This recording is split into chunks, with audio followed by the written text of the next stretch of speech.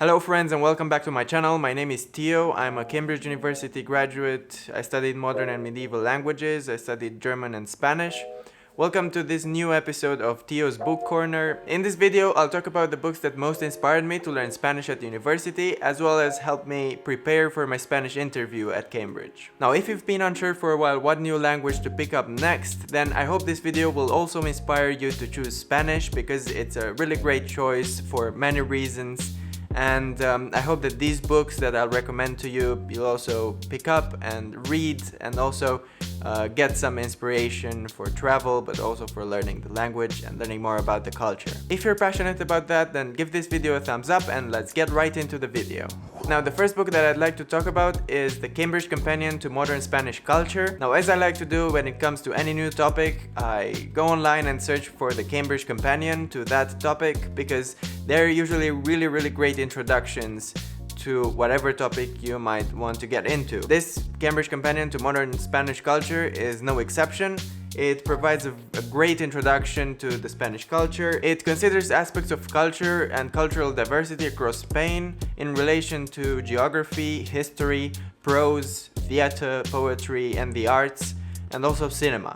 So it's quite wide-ranging in scope and topics, and it will provide you with the big picture of what modern Spanish culture is. It also provides quite a great collection of references to other books that you might read depending on your interests when it comes to Spain and Spanish culture. And on the whole, this is the book that I'd start with when it comes to modern Spanish culture. Now, you don't have to read it in its entirety. You can jump to the chapters that you're most interested in and go from there. You don't want to get bored reading the same book for 10 years and never finishing it. So this is a book that you rather skim than read from cover to cover. We'll also talk in this video about a book that will grip you from cover to cover and that I totally recommend that you read, but we'll talk about that at the end of this video. So until then, let's go on with the following recommendation. So my next recommendation is that you get acquainted with the history of Spain really well, because that helps you a lot to understand the circumstances in which the Spanish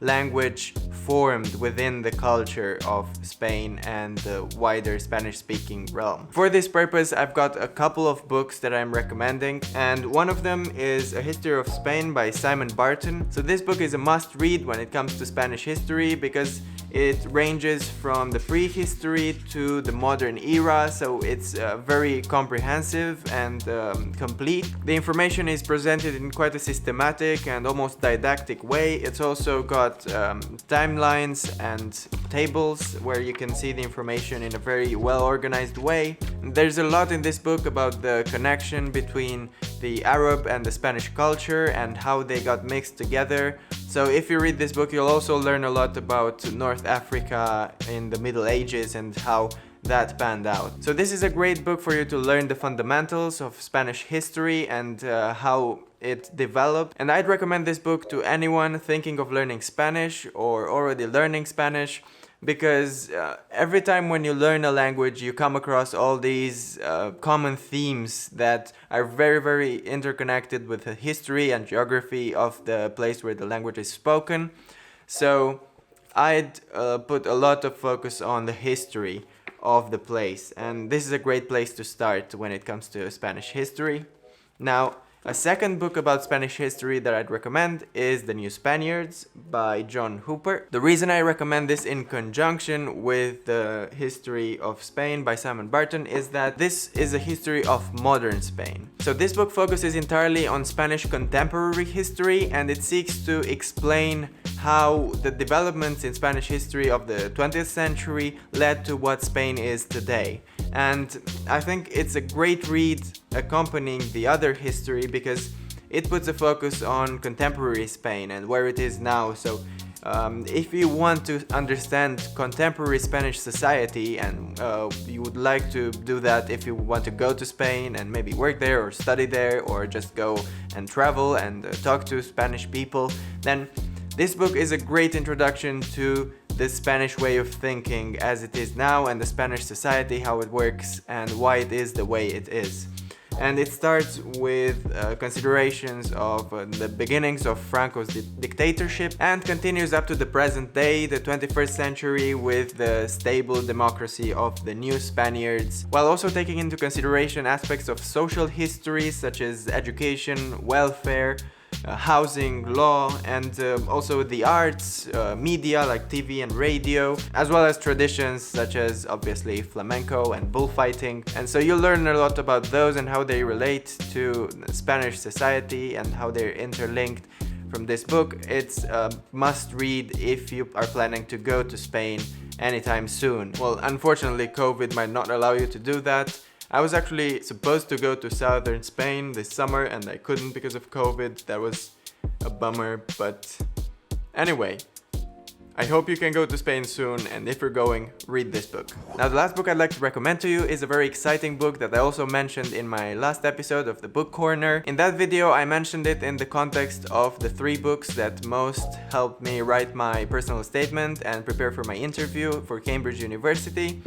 Now, this time I'd like to recommend it to you in the context of wanting to find out more about Spain and especially the Spanish language.